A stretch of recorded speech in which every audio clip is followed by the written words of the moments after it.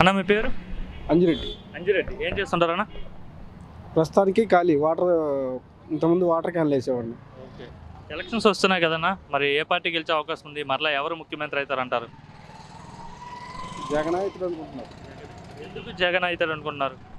సంక్షేమ పథకాలు అన్నీ బాగానే ఉన్నాయి. ఏం ఇవ్వట్లేదు, సైకో పాలన చేస్తున్నాడు, సైకో ముఖ్యమంత్రి, సైకో జగన్ అంటున్నారు కదా. సైకో జగన్ అని ఎవరు అంటున్నారు? ప్రతిపక్షాలు అంటే వాళ్ళు ఎప్పుడు ప్రతిపక్షాలు అనేది మామూలుగా అంటూనే ఉంటారు. వాళ్ళు ఏమన్నా ప్రతిపక్షాలు సైకో అనకపోతే మంచోడు అంటారా? అంటే మంచోడు అంటే ఈడికే వేస్తారు ఓట్లు, అందుకని వాళ్ళు సైకో అంటారు. ఏం చేయట్లేదు అంటగా. ఎవరన్నారు చేయట్లేదని? ఓన్లీ వైసీపీకి సంబంధించిన వాళ్ళకే పథకాలు ఇస్తున్నారు, ఈ సంక్షేమ పథకాలు అని చెప్తున్నారు. చాలా మందికి, మాకు తెలిసిన వాళ్ళకి చాలా మందికి వస్తున్నాయి టీడీపీ వాళ్ళకి పథకాలు. టీడీపీ వాళ్ళకి చంద్రబాబు అంటున్నాడు ఇంతకన్నా మంచి పథకాలు ఇస్తాను నేను, ఈసారి నాకు ఓటేమని అడుగుతున్నాడు. మరి ఏం బీకాడు? ఇంతకుముందు ఏం బీకాడు అంట? వాడేగా ముఖ్యమంత్రి ఇంతకుముందు, మరి ఏం బీకాడు? అంటే జగన్ ఒకరికి అమ్మ ఒడిస్తున్నాడు, నేను ఎంతమంది ఉంటే అంతమందికి ఇస్తాను, ముగ్గురు పిల్లలు కూడా కనండి. చేయలేదు కదా అంటున్నా. ఇప్పుడు ఇంతకుముందు ఏం చేయలేదుగా, ఇప్పుడు వచ్చి ముగ్గురికి ఇస్తానంటే ఎవడు నమ్ముతాడు? అంటే అప్పుడున్న పరిస్థితుల ప్రకారం అప్పుడు చేశాను, ఇప్పుడున్న పరిస్థితుల ప్రకారం ముగ్గురికి ఇస్తాడంటే చెప్పేది. అప్పుడు ఏం చేశాడు? అప్పుడున్న పరిస్థితుల ప్రకారం రాజధాని పెట్టాడు, రాజధాని అంతా అమరావతి ప్రాంతాన్ని. రాజధాని వల్ల ఎవడికి ఉపయోగం? సామాన్య మానవుడికి చెప్పు. అంటే రాజధాని ఉంటే కదా కంపెనీస్ వస్తాయి, ఫ్యాక్టరీస్ వస్తాయి, వీటి వల్ల అందరికి ఉపాధి దొరుకుతుంది అని చెప్తాను. కంపెనీస్ ఎవడికి ఉపాధి? రాజధాని అంతా రియల్ ఎస్టేటే. ఎవడికి ఉపయోగం? రియల్ ఎస్టేట్ చేసుకునేవాడికి ఉపయోగం.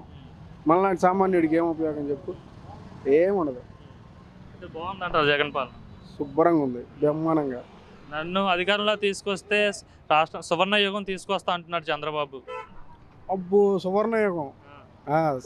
అంతకుముందు ఏమన్నాడు? సువర్ణాంధ్రప్రదేశ్ అన్నాడా? ఏమైంది మరి? జగన్ నాశనం చేశాడు అంటున్నాడు, 30 ఏళ్ళు వెనక్కి తీసుకెళ్ళిపోయాడు జగన్ అని చెప్తున్నాడు. అసలు రావటమే మనకి 30 ఏళ్ళు 50 ఏళ్ళు వెనక్కిపోయింది. ఏంది ఇడిపోవటమే? ఇంకా మళ్ళీ 30 ఏళ్ళు ఆయన వెనక్కి తీసుకెళ్ళేది ఏంది? మనకి ఇడిపోవటమే వెనక్కిపోయింది కదా రాష్ట్రం. మళ్ళీ ఇంకా ఆయన తీసుకెళ్ళేది ఏముంటుంది? ఇంకా ఈ ముందుకు తెస్తున్నాడు. ఎక్కడ? సముద్రాలమ్మటి పోర్టులు కట్టి, రేపు ఆ పోర్టులు పడితే ఎంత సరుకు వస్తుంది మనకి? ఎక్స్పోర్ట్ అని ఇవన్నీ వస్తాయిగా మరి.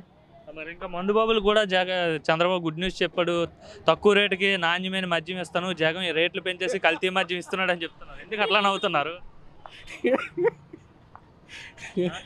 మందు తాగి సామని చెప్తున్నా. అంటే ఎట్లనే కల్తీ మందు తాగుతున్నారు కదా, వాళ్ళకి మంచి మందు ఇస్తాను. అదే కల్తీ మందు ఇస్తున్నాడు, నేను మంచి మందు ఇస్తాను, తాగి సామండ్రా నా కొడకల్లారా కొట్టుకోండి అని చెప్తున్నాడు. అంతేగా ఈ నా కొడుకులు చేసే పనులు అయ్యే.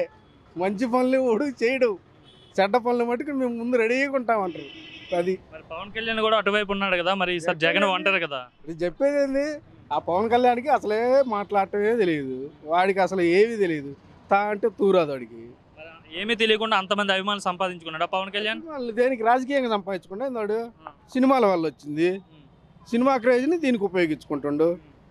ఈసారి యూత్ అందరికి ఓట్లు వస్తే ఈసారి అందరూ వాళ్ళంతా పవన్ కళ్యాణ్ వైపే ఉంటారంటున్నారు. చాలా మంది ఉన్నారు ఓట్లు అయిన యూత్. ఓట్లు వెయ్యని యూత్, వేసే యూత్ తక్కువ. జగన్ పని అయిపోయింది, పులివెందుల్లో కూడా ఓడిపోతాడు జగన్ అంటున్నారు. మరి రాసి పెట్టుకోమను. పోయినసారి అక్కడ రాసి పెట్టుకున్నారుగా అసెంబ్లీలో. వాడు నేను పోలవరం 2018లో కట్టి చూపిస్తాను, రాసుకోండి మీ సాక్షి పేపర్లో అన్నాడు చూడు. అట్లా రాసి పెట్టుకోవటమే, దేనికి పనికిరాదు. జగన్ గెలుస్తాడంటారు. అసలు వాడు జగన్ ఓడిపోవటం ఏంది బాబు? భలే ఉన్నారు మీరు. అంటే సరిమిలా వేరే పార్టీలోకి వెళ్ళింది కదా, అక్కడ ఓట్లు చీలిపోతాయి అని చెప్తున్నారు. షర్మిలాతోటి ఏం సంబంధం స్వామి? షర్మిలాతోటి సంబంధమే లేదు. మళ్ళీ జగన్ వస్తాడా? పక్క తిరిగే లేదు.